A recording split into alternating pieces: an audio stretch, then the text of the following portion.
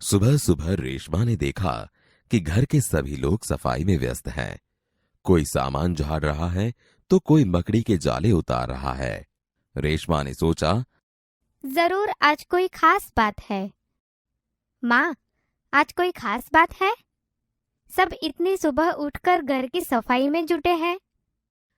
हाँ बिटिया रानी, त्योहार के दिन है। भूल गई क्या? पहले से ही साफ सफाई हो जाए तो अच्छी तरह त्योहार का आनंद ले पाएंगे। ओह, मैं तो एकदम भुलक्कड़ हो गई हूँ। पर माँ, आपने मुझे तो कोई काम सौंपा ही नहीं। मैं क्या करूँ, बताओ माँ। अच्छा चलो, पहले नहा धोकर तैयार हो जाओ, फिर बताऊंगी। बहुत से काम है। मैं भी आपकी मदद करना चाहती हूँ। मदद तो मैं जरूर लूंगी। मैंने तुम्हारे लिए कई काम सोच रखे हैं। नहा धोकर नाश्ता कर लो, फिर बताऊंगी। माँ ने रेशमा को उसकी पहिए वाली कुर्सी पर बैठा दिया। रेशमा ने अपनी पहिए वाली कुर्सी को धीरे धीरे धकेला और अपने दैनिक कार्यों में लग गई।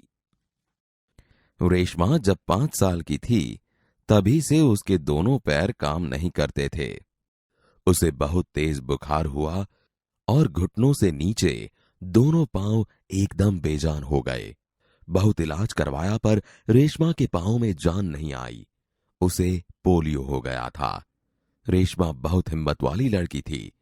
शुरू शुरू में उसे जरूर दूसरों की सहायता लेनी पड़ी, परंतु अब 11 साल की उम्र में वह अपने सारे काम स्वयं करती है।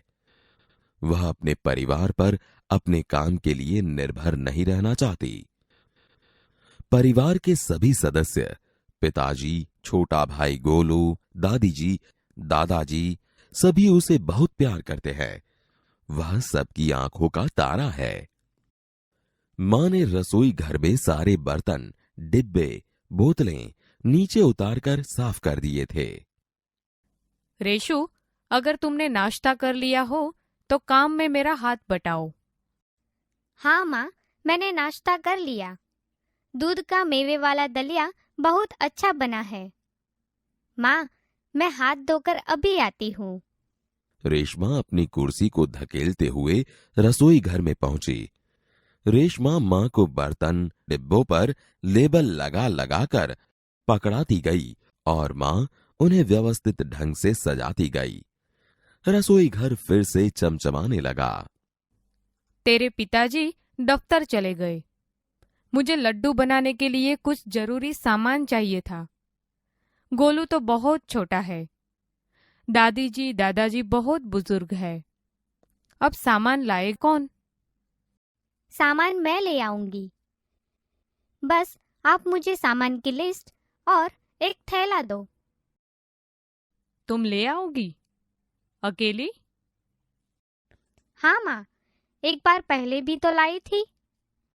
तो ठीक है, तुम ही ले आओ, लेकिन ध्यान से जाना। सारा सामान नुक्कड़ वाली दुकान से ही मिल जाएगा।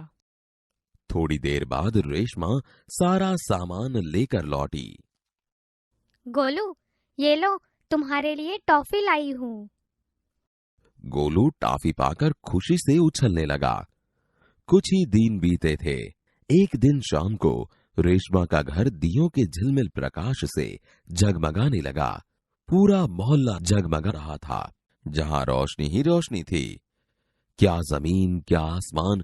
दादी जी ने बताया कि दीपावली अंधेरे पर उजाले की जीत का त्योहार है। बुराई पर अच्छाई और असत्य पर सत्य की सदा जीत होती है। इस दिन रावण को पराजित कर राम अयोध्या लौटे थे। उसी खुशी में यह त्योहार मनाया जाता है। रेशमा और गोलू बड़े ध्यान से दादी जी की बातें सुन रहे थे। कुछ देर बाद सबने मिलकर पूजा की और प्रसाद खाया। गोलू अपने दोस्तों के साथ पटाखे छुड़ाने में मग्न हो गया। रेशमा अपने दादा दादी के साथ फुलझड़ियां जला रही थी। इतने में रेशमा ने क्या देखा कि गोलू ने जिस पटाखे को बुझाया हुआ समझकर छोड़ दिया था, उसमें चिंगारियां निकलने लगी हैं। गोलू की पीठ पटाखे की तरफ थी। गोलू, गोलू बचो, तुम्हारे पीछे पटाखा है। पटाखों के शोर में रेशमा की आवाज दब गई। सबसे पहले रेशमा जल्दी जल्दी कुर्सी को धकेलती गोलू के पास जा पहुंची। उसने गोलू को जोर से धक्का दिया और खुद आगे निकल गई। अपनी कुर्सी की गति के कारण धड़ाम जोर का धमाका हुआ। रेशमा की फुर्ती ने गोलू को जलने से बचा लिया। गोलू को कुछ समझ न आया कि उसे धक्का किसने दिया और क्यों। धमाके की आवाज सुनकर माँ पिताजी भी बाहर दौड़े चले आए। कुर्सी रेशमा के ऊपर थी और रेशमा नीचे। पिताजी ने कुर्सी सीधी की और रेशमा को उस पर बैठा दिया। माँ भयभीत थी। कहीं चोट तो नहीं लगी रेशु? रेशमा ने उन्हें सारी बात बताई। सबने रेशमा की पीठ थपथपाई।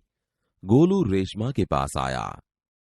दीदी, आज तो आपने मेरी जान बचा ली।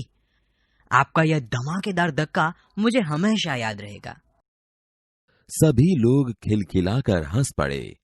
रेशमा की शारीरिक कमी उसके इरादों में कभी बाधा नहीं बनी।